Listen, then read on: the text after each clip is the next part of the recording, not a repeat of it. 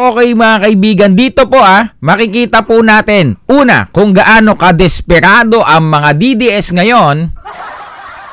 Pangalawa, ang kabastusan po ng mga DDS na to sa mga kapatid po nating Muslim, mga kapatid nating Islam. Bakit po?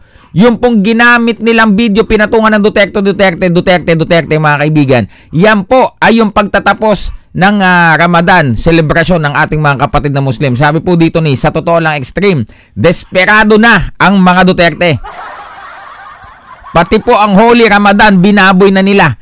Ang video na yan, napapanoorin po natin ng mga kapatid nating Muslim sa Rizal Park. Pineke nila ang background sound. Footage po yan ng pagtatapos ng Ramadan ng Muslim at pinatong nila ang sound na chanting Duterte, Duterte.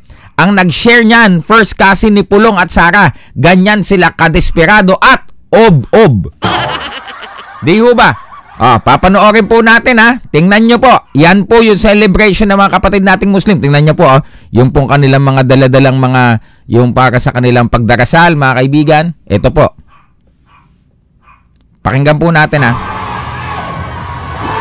nakita nyo? Di ba? Mga kaibigan, hindi po akma yung tila bagang mataimtim na pagdarasal po ng ating mga kapatid na Muslim doon sa parang ang gulo-gulong sound na ipinatong po nila, di ba na chanting Duterte. Nakikita mo bang mataimtim na nakaluhod sila at nasa forma ng pagdarasal? Ano ba kayo mga DDS? Di ba? Pati ba naman itong ating mga kapatid na Islam, bababuyin nyo yung kanilang pagsasama-sama at i-connecta nyo sa Duterte nyo. Di ba itong si Harry Roque na nawagan ng people power, ilan dumating? Walang 500. Ano pong ibig sabihin nun? Di ba nagtatawag ng dahil dyan kay Zulaika. Sino ba si Zulaika? Kilala ba ng tao yan?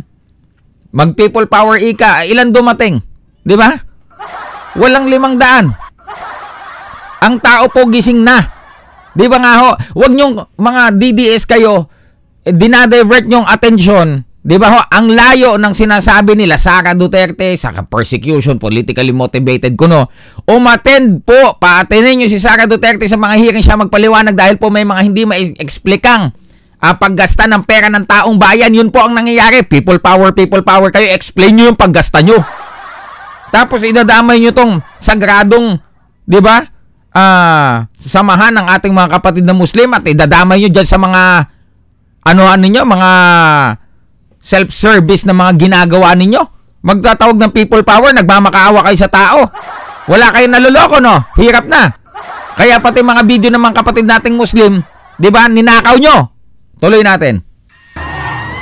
Tingnan nyo. See? Di ba? Ayan po, yung mga kapatid nating Muslim, mga mataimtim yung kanila pong mga picture. Tapos yung doon po sa ay yung video.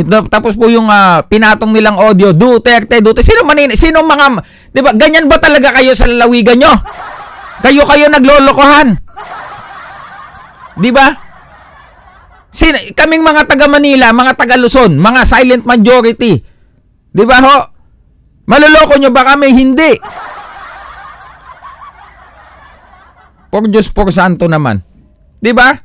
Ang i-check nyo, yan si Sara, 'di ba? Nung mag-Halloween, 'di ba nag-breakdown. Ipapahukay daw si former President Ferdinand Marcos, papatapos sa West Philippine Sea, tapos babawiin niya yung statement niya. Nabalita na Noong pong isang araw, pinagbantaan niya po, nagsalita siya ng mga threat kay Pangulong Bongbong Marcos, kay First Lady, kay House Speaker. Tapos ngayon, sasabihin niya, hindi niya daw pinagbantaan. Ano yun? Ganon ba talaga pattern ninyo dyan? Magsasabihin, kunyari, ang tapang, tapos babawiin. Ganon po ba? Pagkagalit, emotional, magsasabi naman karumal-dumal na bagay, sabay bawi pag nahimasmasan? Di ba nabalita na kahit international media, nabalita na. Tsaka, ano po yan, kung tingin niya, hindi siniseryoso ng palasyo, sineryoso po ng palasyo yan. Di ba Kaya po, ang sabihin nyo, kaysa magtawag kayo ng people power na walang 500 ang dumating, paatinin nyo. Hindi lang si Sara Duterte sa hearing, pati ang Harry Roque na nagtatawag ng people power, paatinin nyo. sa Quadcom dahil pati yan pugante yan. 'Di ba ho?